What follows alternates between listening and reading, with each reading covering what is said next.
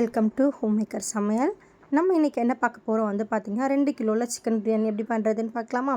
இப்போ வந்து பார்த்திங்கன்னா பாத்திரம் வந்து நல்லா ஹீட் ஆகிடுச்சு. நான் வந்து பார்த்திங்கன்னா 400 ml அளவுக்கு எண்ணெய் வந்து ஆட் பண்ணிக்கிறேன். 1/2 லிட்டர் வந்து சேர்க்க வேண்டாம், 400 ml வந்து கரெக்டாக இருக்கும்.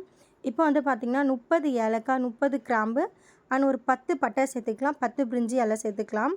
ஸ்டார் பூ இருந்தால் ஸ்டார் பூ சேர்த்துக்கோங்க, ஜாதி பத்திரி இருந்தால் ஜாதி பத்திரி ஒன்று போதும். நல்லா வந்து பார்த்திங்கன்னா ஏன்னா நல்லா ஹீட் ஆனதும் நம்ம இதை சேர்த்துக்கலாம். அதில் வந்து பார்த்திங்கன்னா கொஞ்சம் ஃப்ரை ஆனதும் நான் வந்து பார்த்திங்கன்னா 800 கிராம் அளவுக்கு வெங்காயம் வந்து இந்த மாதிரி நீல வாக்கில் கட் பண்ணி வச்சுருக்கேன். இந்த மெஷர்மெண்ட்ஸ் வந்து பார்த்திங்கன்னா கண்டிப்பாக ட்ரை பண்ணுங்கள். கரெக்டாக பர்ஃபெக்டான சிக்கன் பிரியாணி 2 கிலோவுக்கு வந்து கரெக்டாக வரும். 800 கிராம் அளவுக்கு வந்து வெங்காயம் நல்லா நீல வாக்கில் கட் பண்ணி இந்த மாதிரி வந்து பார்த்திங்கன்னா நல்லா வதக்கி எடுத்துக்கோங்க. பிரியாணிக்கு வந்து பார்த்திங்கன்னா வெங்காயம் வந்து நல்லா வதங்கியிருக்கணும். அப்போ தான் வந்து பார்த்திங்கன்னா டேஸ்ட் ரொம்ப சூப்பராக இருக்கும். இந்த டைமில் வந்து பார்த்திங்கன்னா 600 கிராம் அளவுக்கு தக்காளி வந்து நான் சேர்த்துக்கிறேன். 800 கிராம் வெங்காயம், 600 கிராம் தக்காளி, 200 கிராம்ஸ் வந்து பார்த்திங்கன்னா கம்மி பண்ணியிருக்கேன். பச்சை மிளகாய் வந்து பார்த்திங்கன்னா 8லேருந்து 10 பச்சை மிளகாய் வந்து அப்படியே முழுசாகவே காம்பு மட்டும் கிள்ளிட்டு அப்படியே நம்ம சேர்த்துக்கலாம். நல்லா அந்த மாதிரி வதக்கி எடுத்துக்கோங்க.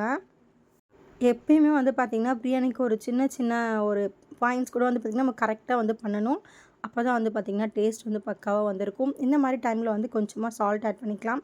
இப்போ வந்து பார்த்திங்கன்னா நான் கொஞ்சமாக தான் ஆட் பண்ணியிருக்கேன். நீங்கள் ஃபுல்லாக வந்து பிரியாணிக்கு தேவையான அளவுக்கு சால்ட் வந்து இப்போயே ஆட் பண்ணுறீங்க அப்படின்னா வந்து பார்த்திங்கன்னா ஒரு 5 டேபிள் ஸ்பூன் அளவுக்கு வந்து பார்த்திங்கன்னா நீங்கள் சால்ட் ஆட் பண்ணிக்கலாம். இது வந்து கரெக்டாக இருக்கும். அண்ட் நல்லா கிரேவி அந்த மாதிரி வந்ததுக்கப்புறமா நீங்கள் வந்து டேஸ்ட் பண்ணிவிட்டு உங்களுக்கு இன்னும் கொஞ்சம் சால்ட் ஆட் பண்ணணும் அப்படின்னா நீங்கள் உங்களோட தேவைக்கு ஏற்ற மாதிரி சேர்த்துக்கோங்க.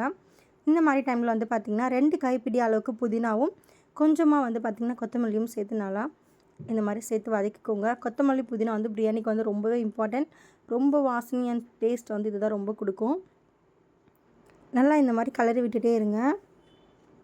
என்ன தான் வந்து நம்ம நல்லா பர்ஃபெக்டாக செய்யணும் அப்படின்னு நினைக்கிறீங்க அப்படின்னா வெங்காய தக்காளி வந்து பார்த்திங்கன்னா நல்லா வதங்கியிருக்கணும். நல்லா அந்த கிரேவி பதத்துக்கு வரணும். அப்போ தான் பிரியாணி வந்து பார்த்திங்கன்னா சூப்பராக இருக்கும். இப்போ வந்து பார்த்திங்கன்னா 3 ஸ்பூன் அளவுக்கு மஞ்சத்தூள் வந்து நம்ம சேர்த்துக்கலாம். மஞ்சத்தூள் சேர்த்து நல்லா கிளறி விட்டுருங்க. இது கூட வந்து பார்த்திங்கன்னா இப்போ வந்து இஞ்சி பூண்டு பேஸ்ட் வந்து பார்த்திங்கன்னா 200 கிராம் அளவுக்கு சேர்த்துக்கலாம். 100 கிராம் இஞ்சி, 100 கிராம் பூண்டு வந்து மிக்ஸ் பண்ணி நல்லா வந்து அரைச்சி வச்சுருக்கேன். நம்ம அதை சேர்த்துக்கலாம். இது சேர்த்ததுக்கப்புறமா நீங்கள் கலரும் போது அவ்வளோ ஒரு வாசனை அண்ட் சூப்பராக இருக்கும். நல்லா வந்து சேர்த்து இந்த மாதிரி கலரி விட்டுக்கோங்க. பச்சை வாசனை போகிற வரைக்கும் நல்லா கலரிக்கலாம் இஞ்சி பூண்டு பேஸ்ட்டை.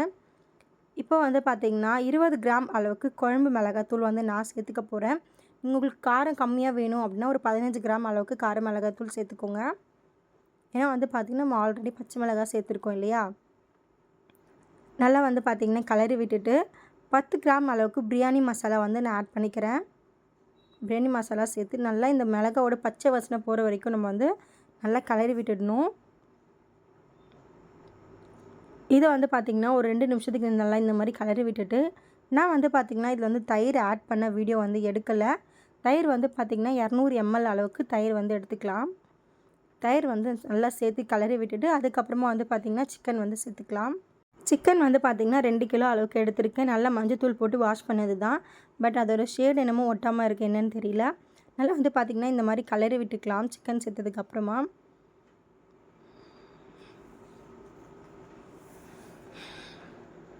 இந்த மாதிரி நல்லா கலரி விட்டுருங்க. இப்போ வந்து உடனே வந்து தண்ணி சேர்க்க வேண்டாம். லோ ஃப்ளேமில் அப்படியே வந்து வச்சுருங்க. ஒரு தட்டு போட்டு மூடி வச்சிட்டிங்க அப்படின்னா இந்த சிக்கனில் இருக்க தண்ணியில் வந்து பார்த்திங்கன்னா தனியாக வந்திருக்கும்.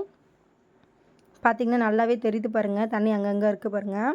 இந்த மாதிரி டைமில் ஒரு 2-3 வாட்டி நல்லா கலரி விட்டுட்டு தண்ணி வந்து நம்ம ஆட் பண்ணிக்கலாம்.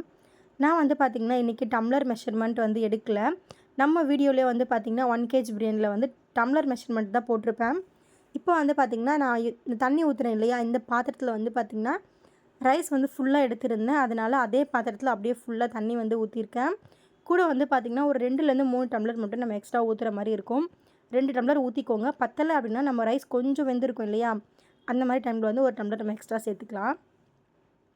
இப்போ வந்து தண்ணி நல்லா கொதித்ததும் கொதிக்கிற டைமில் வந்து பார்த்திங்கன்னா 1/2 hour கிட்ட அரிசி வந்து ஊற வச்சுருக்கேன் ஆல்ரெடி. அந்த அரிசி எடுத்து நம்ம இந்த மாதிரி அங்கங்கே மேலே இந்த மாதிரி தூவி தான் விடணும். ஒரேடியாக வந்து பார்த்திங்கன்னா கொட்டிடக்கூடாது. நல்லா இந்த மாதிரி போட்டு ஸ்ப்ரெட் பண்ணி விடுங்க. இப்படி அங்கங்கே ஃபுல்லாக தூவி விடுங்க அரிசியை.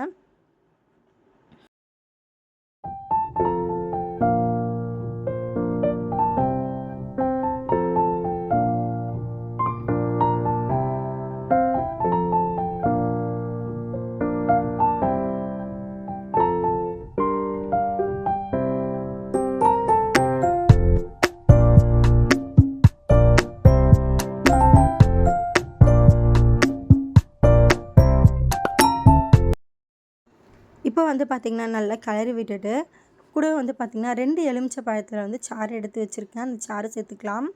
ஒரு எலுமிச்சை பழத்தோட சாறு சேர்த்துட்டு நீங்கள் டேஸ்ட் பண்ணி பாருங்கள், புளிப்பு கரெக்டாக இருக்கா அப்படின்னு. பத்தலை அப்படின்னா இன்னொரு எலுமிச்சை பழத்தோட சாறையும் வந்து நீங்கள் ஆட் பண்ணிக்கோங்க. ஏன்னா வந்து பார்த்திங்கன்னா ஒரு சில தயிர் வந்து புளிப்பாக இருக்கும், ஒரு சில தயிர் வந்து புளிப்பு தெரியாது.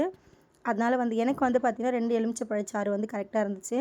கொஞ்சம் நேரம் வந்து நல்லா மூடி விட்டுட்டு இந்த மாதிரி கலரி விட்டு பாருங்கள். இப்போ வந்து பார்த்திங்கன்னா அடுப்பு லோ ஃப்ளேமில் வச்சு நம்ம தட்டு போட்டு மூடிடலாம்.